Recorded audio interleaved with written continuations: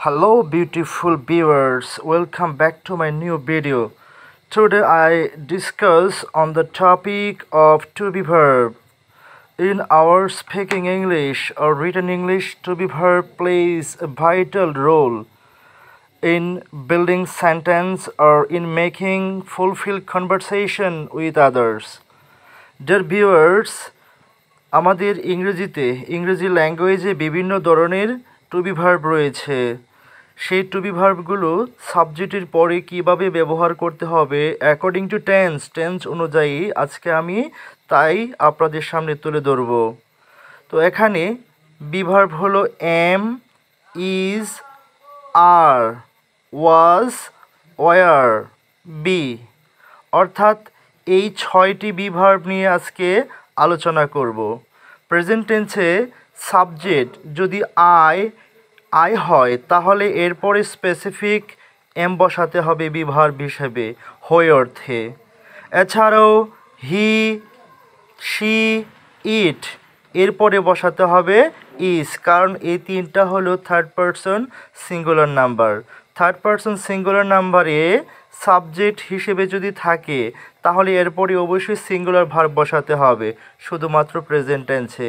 Is এখানে একটি singular to be verb. Dear viewers, যদি আমরা সাবজেক্ট হিসেবে উই, ইউ এবং দে ব্যবহার করি তাহলে হওয়া অর্থে তাদের পরে অবশ্যই আর ব্যবহার করতে হবে।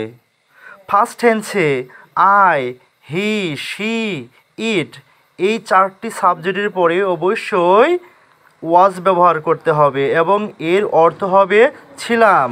ডিয়ার ভিউয়ার্স, ইজের পাস্ট ফর্মই হলো এখানে ওয়াজ। নেক্সট উই, ইউ, দে এদের পরে আমরা পাস্ট টেন্সে বি ভার্ব হিসেবে ওয়ার ব্যবহার করব।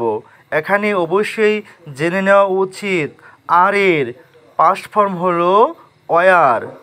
আর নিজে একটি প্লুরাল ভার্ব এবং পাস্ট টেন্সে ওয়ারও একটি প্লুরাল ভার্ব এবং উই, ইউ, দে এগুলো হচ্ছে প্লুরাল প্রোনাউন অথবা plural subject.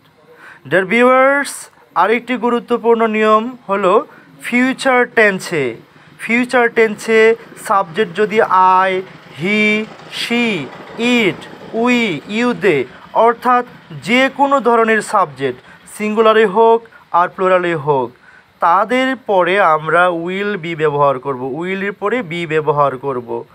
Thank you very much for watching this video and you all are welcome for the next video.